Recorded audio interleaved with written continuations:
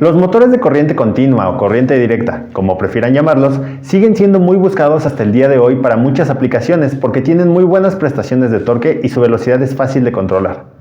Mi nombre es Jesús Cabello y soy parte de Servicios, Control y Automatización, una empresa enfocada en comercializar productos y servicios de automatización y control de velocidad a motores eléctricos. El día de hoy vamos a conocer este tipo de controles de velocidad para motores de corriente directa.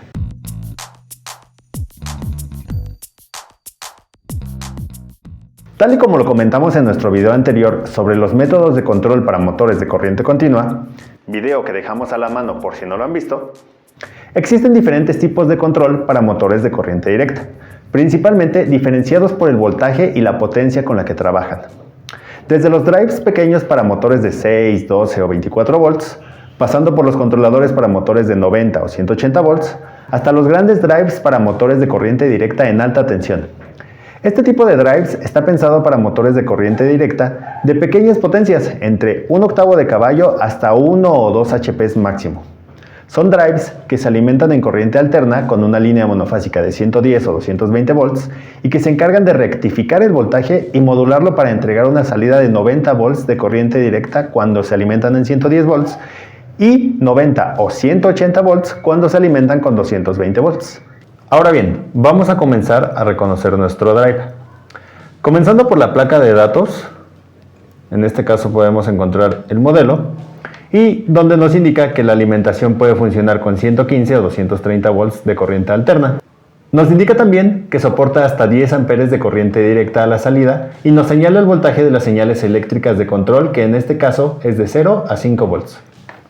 A grandes rasgos podemos ver los elementos de rectificación y control, así como la electrónica de potencia de esta tarjeta. Podemos ver que la tarjeta porta un pequeño transformador y en la esquina tiene un portafusible con el que se protege contra las sobrecargas.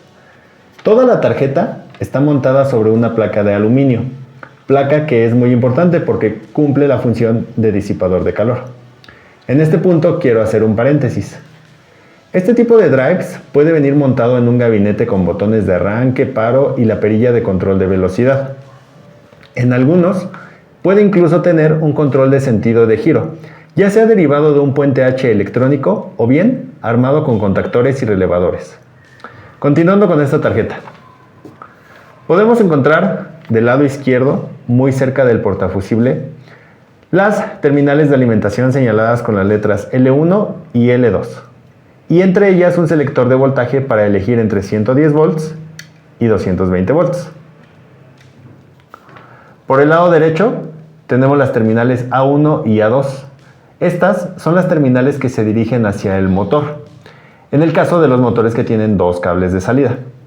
Recordemos también que existen dos tipos de motores de corriente continua, motores que tienen 4 cables, 2 son los cables de campo y 2 los cables de la armadura, o bien los motores que tienen solamente 2 cables y que tienen diferentes tipos de conexiones en su interior. Existen drives para ambos tipos de motores, pero lo más común es trabajar con motores de 2 cables. Debajo de estas terminales podemos encontrar 3 terminales señaladas con las letras S1, S2 y S3, en las que podemos conectar el potenciómetro, desde el que ajustaremos la velocidad de nuestro motor. Se recomienda utilizar un potenciómetro de medio watt y de 10 kΩ. Entre S1 y S3 conectamos los extremos del potenciómetro. Y S2 es la terminal central de nuestra perilla. Inmediatamente a la izquierda se encuentra el selector de voltaje de la salida. En este caso tenemos un selector, pero en otras marcas viene con jumpers para seleccionar el voltaje de alimentación y trabajo. En la parte inferior podemos ubicar primero esta bornera que nos permite habilitar y deshabilitar el drive. Para esta aplicación estoy conectando directamente un puente, pero podemos utilizar algún interruptor sencillo o alguna señal de algún PLC o referencia externa. Esta tira de potenciómetros azules nos permite controlar parámetros de trabajo del motor: aceleración, desaceleración, velocidad máxima, velocidad mínima, el control de torque y la corriente entregada. El resto de jumpers nos permiten hacer cambios en el modo de trabajo del motor. Finalmente, tenemos en esta zona 3 LEDs que nos sirven para visualizar el estado del drive.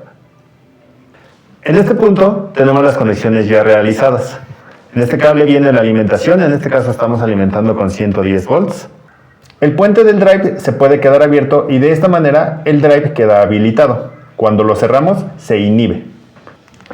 En esta parte tenemos conectado nuestro motor, que en este caso es un motor de directa con su caja reductora. Es un motor que trabaja a 90 volts y que da pocas revoluciones a la salida pero con mucha fuerza.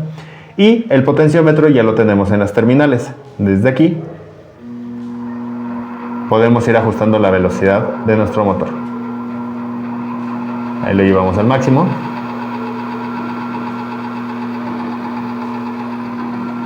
Y podemos ajustar la velocidad.